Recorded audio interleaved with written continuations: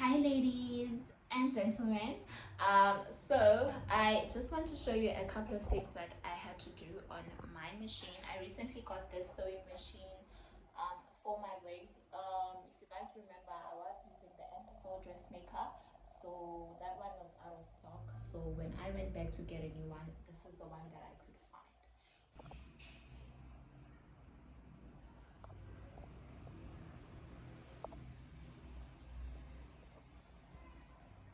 So I just want to mention a few things that I had to do in this machine to make it compatible for wig sewing. Okay, so the first thing that I had to do was get a silver bobbin like this. It usually comes with a plastic bobbin, so I came with a silver bobbin.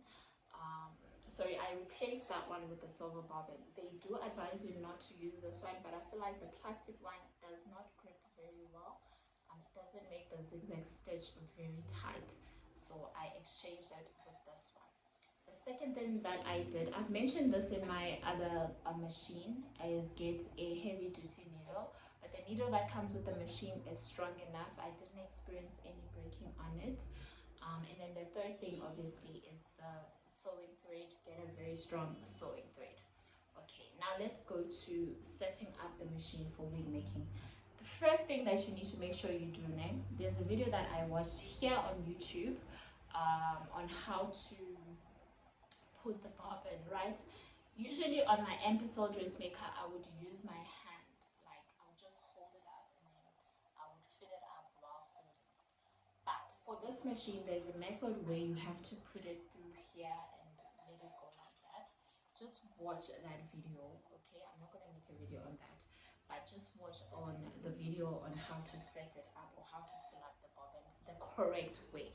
Because I noticed when I did it with my hand, the stitching got stuck a lot and it was skipping and it just was not right. Okay, so that's the most important thing that you need to do. The next thing that I had to make sure I do, obviously when you put your bobbin, make sure you put it the correct way. Okay, so let me show you guys now the stitch size that I use, as well as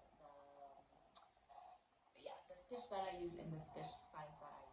So before I show you guys the stitch size that I use, I just want to show you the zigzag pattern that I use on my wigs. It's like that, right?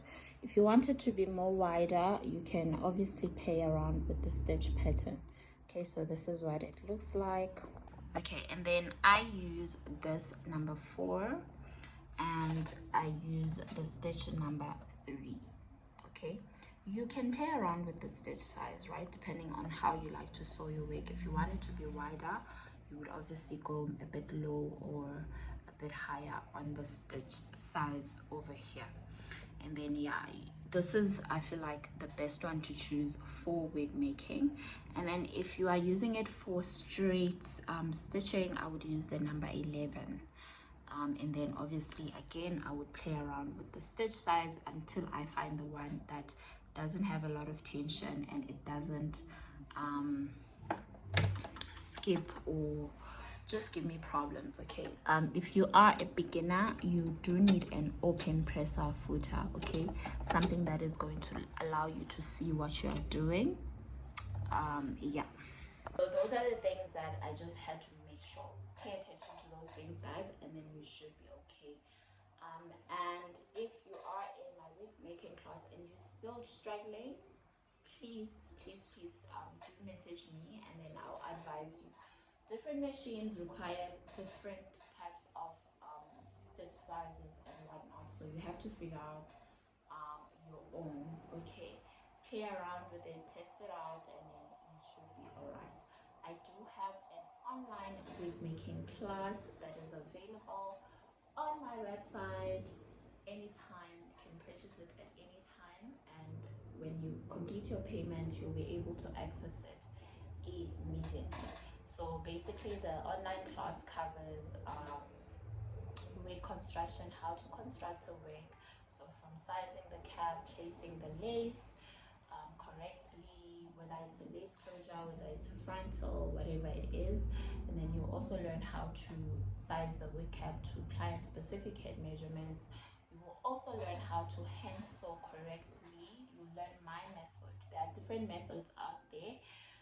Obviously, when the more you do wigs, the more you'll figure out the style that suits you. But there is a right way to do things and there is a wrong way to do things.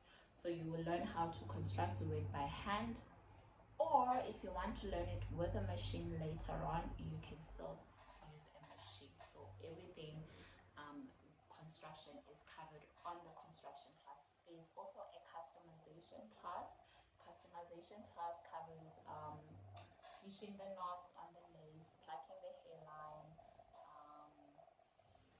molding the hairline, and styling products and styling and so forth. So yeah, do check that out if you are interested. And obviously the class is pre-recorded, so you can watch it at your own time and pace, no pressure. And the sooner you start, guys, with the class, the faster it is for you to learn. Wig making, remember, it is a skill. It's like any other skill. It's not something you're going to learn today and you're going to know it right away. You have to practice. Okay, you will have to practice. So I do hope this video was helpful. Thank you. Bye.